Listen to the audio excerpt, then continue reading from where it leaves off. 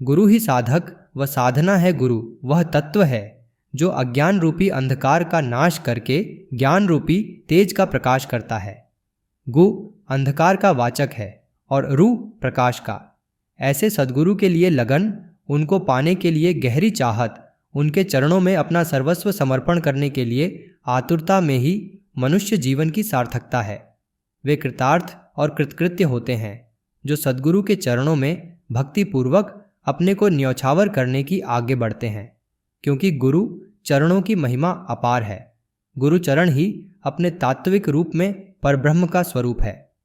लेकिन इसे जाना और समझा तभी जा सकता है जब साधक अपनी गुरु भक्ति की साधना के शिखर पर आरूढ़ हो जाता है। एक संत कवि ने इस तथ्य को एक पंक्ति में कहने की कोशिश की है। श्री चरणों में नेह है, साधना और सिद्ध है यह। अर्थात गुरु चरणों में अनुराग साधना भी है और सिद्धि भी। साधना के रूप में इसका प्रारंभ होता है तो उसके तात्विक स्वरूप के दर्शन में इसकी सिद्धि की चरम परिणति होती है। गुरु चरणों के भाव भरे ध्यान से इसकी शुरुआत होती है। भाव भरे ध्यान का रूप कुछ इस अटल विश्वास से है कि सद्गुरु का स्थूल रूप और कुछ नहीं, परब्रह्म का घनीभूत प्राकट्य है। बिना किसी शर्त, मांग, अधिकार के स्वयं को उनके श्री चरणों में न्यौछावर कर देना ही गुरु चरणों की सच्ची सेवा है। इससे हमारे जन्म जन्मांतर के सारे पाप धुल जाते हैं और आत्मा का विशुद्ध स्वरूप निखरने लगता है। साथ ही अंतर चेतना में अयम आत्मा ब्रह्म की अनुभूति होने लगती है। साधनामय जीवन की सर्वोच्च व्याख्या का सार है साधक का सद्गुरु में समर्पण, विसर्जन, विलय। अनन्य चिंतन की निरंतरता साधक के सद्गुरु में समर्पण को सुगम बनाती है। समर्पण की परमावस्था में साधक का समूचा अस्तित्व ही विलीन हो जाता है और तब आती है विलीनता की अवस्था।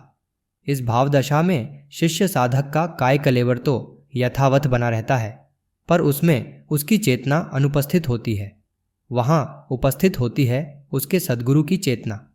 वह दिखते हुए भी नहीं होता है केवल उसका सद्गुरु। जो गुरु भक्ति की डगर पर चलने का साहस करते हैं, उन्हें 2-4 कदम आगे बढ़ते ही बहुत से साधना सत्यों का साक्षात्कार होने लगता है। वे जानते हैं कि सद्गुरु ही साधक हैं, वही साधना है और अंत में वही साध्य के रूप में प्राप्त होते हैं। तात्पर्य यह है कि सद्गुरु की कृपा शक्ति ही साधक में साधना की शक्ति बनती है। उसी के सहारे वह अपने साधनामय जीवन की डगर पर आगे बढ़ता है। सद्गुरु की कृपा से ही उसे साधना की विभूतियाँ एवं उपलब्धियाँ मिलती हैं और अंत में साध्य से उसका साक्षात्कार होता है। तब उसे उस सत्य का बोध होता है कि सद्गुरु ही साध्य है, क्योंकि सद्गुरु और इष्ट दो नहीं बल्कि एक हैं।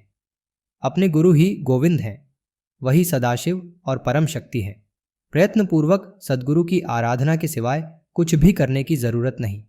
मन से सद्गुरु का चिंतन स्मरण, हृदय से अपने गुरु की भक्ति, वाणी से उनके पावन नाम का जप और शरीर से उनके आदेशों का निष्ठापूर्वक पालन करने से समस्त दुर्लभ आध्यात्मिक विभूतियाँ, शक्तियाँ, सिद्धियाँ अनायास ही मिल जाती हैं। गुरु ही ब्रह्म है, उनके वचनों में ही ब्रह्म विद्या समाई है।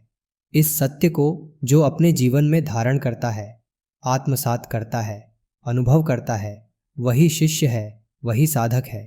वस्तुतः गुरु तत्व से भिन्न और अन्य कुछ भी नहीं है।